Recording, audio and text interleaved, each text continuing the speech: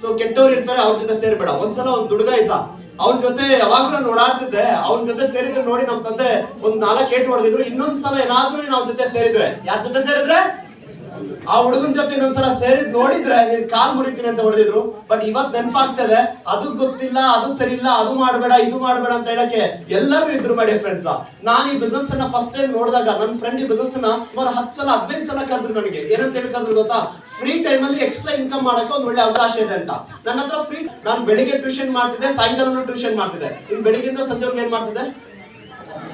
ಅರ್ಥ ಆಯ್ತಲ್ವಾ? ಟೈಮ್ ಇಲ್ಲ ನಿಜವಾಗ್ಲು. 8 ವರ್ಷ ಹೀಗೆ ಕೆಲಸ ಮಾಡುವಾಗ ನನ್ನ ಫ್ರೆಂಡ್ ಹೇಳಿದಾಗ ನನ್ಗನ್ಸು ನನ್ನ ಟೈಮ್ ಇಲ್ಲ, ನಾನು ಏನ್ ಮಾಡಕ್ಕಾಗುತ್ತೆ ಅಂತ.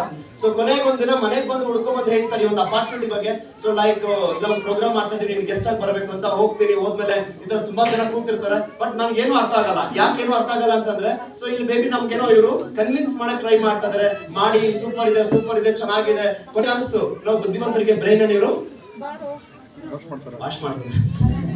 ನೀವು ತಪ್ಪು ನಿಮ್ದಲ್ಲ ಬಿಡಿ. ಯಾಕೆ ಅಂತಂದ್ರೆ ಒಂದ್ಸಲ ಸುಮ್ಮನೆ ನಾನು ಹೇಳ್ತೀನಿ, ಇಲ್ಲಿ ಜಾಬ್ ಮಾಡೋರ್ಗೆ ಒಂದು ಸ್ಯಾಲ್ರಿ ಒಂದ್ 2 ಲಕ್ಷ ಇರ್ಬೋದಾ, 1 ಲಕ್ಷ ಇರ್ಬೋದಾ, ಒಂದ್ 40-30 ಸಾವಿರ ರೂಪಾಯಿ ಇರ್ಬೋದಾ? ಎಲ್ರಿಗೂ ಇರ್ಬೋದು, ಕೆಲವ್ರಿಗೆ 20 ಸಾವಿರ ಇರ್ಬೋದು. ಒಂದ್ಸಲ ಯೋಚನೆ ಮಾಡೋಣ, ಕನ್ನಡಿ ಮುಂದೆ ನಿಂತ್ಕೊಂಡು, ಯಾವ್ದ್ರ ಮುಂದೆ?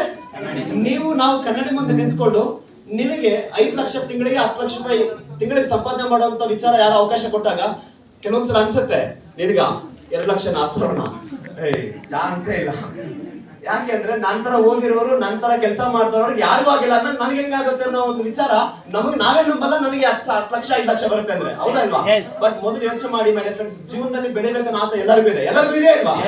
ಬಟ್ ಒಂದು ಯೋಚನೆ ಮಾಡೋಣ, ನಾನ್ ಮಾಡೋ ಕೆಲಸ ಮಾಡ್ಕೊಂಡೇ ಇದ್ರೆ ನನಗಿರೋ ಎಲ್ಲ ಕನಸುಗಳನ್ನ, ನನಗಿರೋ ಅವಶ್ಯಕತೆಗಳನ್ನ ಪಟ್ಟಿ ಮಾಡಿ. ಅವಶ್ಯಕತೆಗಳಂದ್ರೆ ಬೇಸಿಕ್ ನೀಡ್ಸ್ ಎಷ್ಟೋ ಸಲ ನಮ್ಮ ಸಾಧನೆಯಲ್ಲಿ ಫುಲ್ಫಿಲ್ ಆಗ್ತಾ ಇಲ್ಲ. ಕಮಿಟ್ಮೆಂಟ್ ಅಲ್ಲಿ ಅಡ್ಜಸ್ಟ್ಮೆಂಟ್ ಅಲ್ಲಿ ಕೆಲವೊಂದ್ಸಲ ಅರ್ಥ ಆಗಲ್ಲ. ಯಾಕೆ ಅರ್ಥ ಆಗಲ್ಲ ಅಂತಂದ್ರೆ, ನಮ್ಮ ನಡುವೆ, ನಮ್ಮ ಸಮಾಜದಲ್ಲಿ ಅಥವಾ ನಮ್ಮ ಲೈಫ್ ಅಲ್ಲಿ ಈ ತರ ಮಾಡಿದವ್ರನ್ನ ನಾವ್ ಯಾವತ್ತೂ ನೋಡಿಲ್ಲ. ಒಂದ್ ವೇಳೆ ನನ್ನ ತಂದೆ ಬಿಸ್ನೆಸ್ ಆಗಿದ್ರೆ ಅವ್ರ ಇನ್ಕಮ್ ನಾನು ನೋಡ್ತಾ ಇದ್ದೆ. ಅವರು BMW ಬೆಂಜ್ ಅಲ್ಲಿ ಓಡಾಡ್ತಾ ಇರೋದನ್ನ ನಾನು ನೋಡಿದಾಗ ನನ್ಗೆ ಅನ್ಸ್ತಾ ಇತ್ತು, ನಾನು ಬುಗಟ್ಟಿ ಕಾರ್ ತಗೋತೀನಿ, ನಾನು ರೋಲ್ಸ್ ರಾಯ್ಸ್ ತಗೋತೀನಿ ಅನ್ನೋ ಕಾನ್ಫಿಡೆನ್ಸ್ ನನ್ಗೆ ಬರ್ತಾ ಇತ್ತು. ನಮ್ಮ ತಂದೆ ಸೈಕಲ್ ತಗೊಳ್ಳ ಇಲ್ಲ, ನಾನ್ ಗಾಡಿ ತಗೋತೀನಿ ಅಂದ್ರೆ ಅದೇ ದೊಡ್ಡ ಸಾಧನೆ. ಹಾಗಾದ್ರೆ ಹೇಳ್ತೀನಿ, ನನ್ನ ಸಮಸ್ಯೆ ಅಲ್ಲ, ನನ್ನ ವಾತಾವರಣ, ನನ್ನ ಎನ್ವಿರಾನ್ಮೆಂಟ್ ಹೇಗಿರುತ್ತೋ, ಅದ್ರ ಪರಿಸ್ಥಿತಿ ಹೇಗಿರುತ್ತೋ, ಮನೋಸ್ಥಿತಿ ಹಾಗೆ ರೂಪಿಸ್ಕೊಂಡಿರ್ತೀವಿ. ದಯವಿಟ್ಟು ಮೈ ಡಿಯರ್ ಫ್ರೆಂಡ್ಸ್, ನಿಮ್ಮ ಲೈಫ್ ಅಲ್ಲಿ ನಿಮ್ಗೆ ಬೆಳಿಬೇಕನ್ನೋ ಡ್ರೀಮ್ ಇದ್ರೆ, ನೀವು ಮಾಡೋ ಕೆಲಸದಲ್ಲೇ ಸಾಧ್ಯ ಆಗುತ್ತಂದ್ರೆ ಅದೇ ಕೆಲಸ ಮಾಡಿ.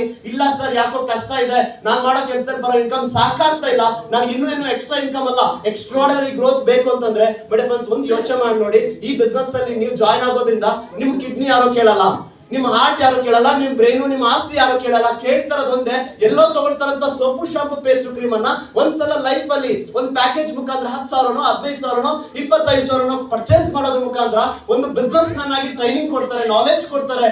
ಸೊ ಕೊಡೋದ್ ಮಾತ್ರ ಅಲ್ಲ ಸರ್, ನೀವ್ ಯಾವ್ದೇ ಬಿಸ್ನೆಸ್ ಮಾಡಿ ಹೊರಗಡೆ ಅಕ್ಕ ಪಕ್ಕದವ್ರು ಯಾರಾದ್ರೂ ಬಂದು ಈ ಬಿಸ್ನೆಸ್ ಅನ್ನ ಹೆಂಗ್ ಡೆವಲಪ್ ಮಾಡ್ಬೇಕಂತ ಟ್ರೈನಿಂಗ್ ಕೊಡ್ಬೋದಾ? ಪಾನಿಪುರಿ ಅಂಗಡಿಯವ್ರನ್ನ ಹೋಗಿ ಹೇಳಿ, ಮೇಡಮ್ ಪಾನಿ ಮತ್ತೆ ಪೂರಿ ಹೆಂಗ್ ಮಾಡೋದು ಸರ್, ನಿಮ್ ಹೆಸರು ಹೇಳ್ಕೊಂಡು ನಾನು ಪಕ್ಕದ ಜೀವನ ಮಾಡ್ಕೋತೀನಿ, ಅಂಗಡಿ ಹಾಕೋತೀನಿ ಅಂತ ಏನ್ ಹೇಳ್ತಾರೆ?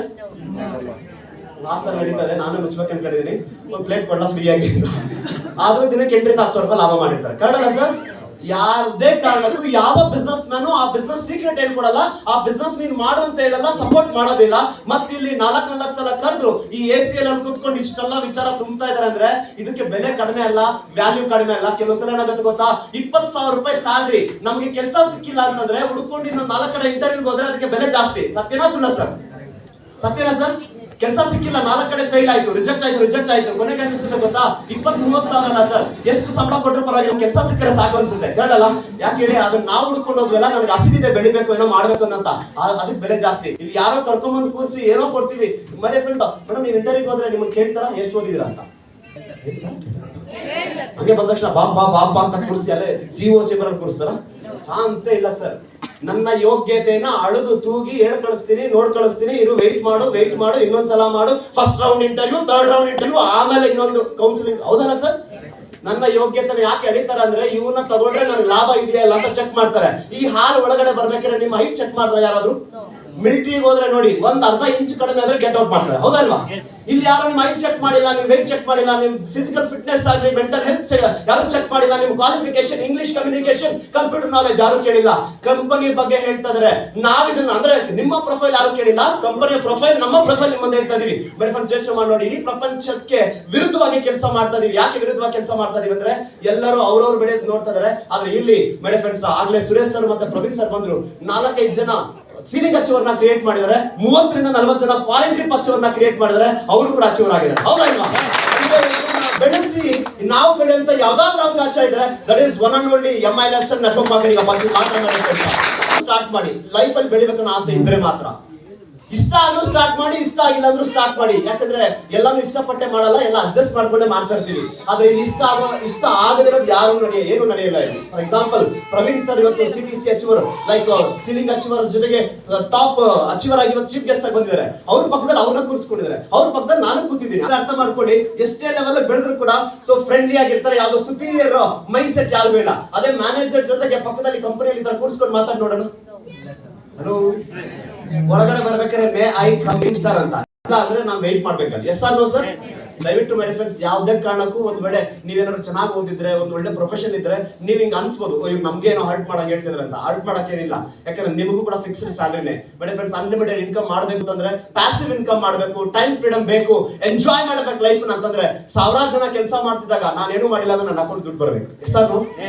ನನ್ನ ಟೀಮ್ ಅಲ್ಲಿ 57,000 ಜನ ಜಾಯ್ನ್ ಆಗಿದ್ದಾರೆ. ಲಾಸ್ಟ್ 4 ವಾರದ ಇನ್ಕಮ್ ನಂದು 3 ID ಇದೆ. ಒಂದು ID ZTC ಆಗಿದೆ, ಇನ್ನೊಂದು ID RTC ಆಗಿದೆ, ಇನ್ನೊಂದು ID NTC ಆಗಿದೆ. 3 ID ಮುಖಾಂತರ 4,13,000 1 ಮಂತ್ ಅನ್ಕೊಡಿ. ಇನ್ ಕೇಸ್ ನಾನು ಏನು ವರ್ಕ್ ಮಾಡಿಲ್ಲ, ಈ ತರ ಮೀಟಿಂಗ್ ಬಂದಿಲ್ಲ, ಆದ್ರೂ 50,000 ಜನ ಸ್ನಾನ ಮಾಡೋದು ನಿಲ್ಲಿಸ್ತಾರ?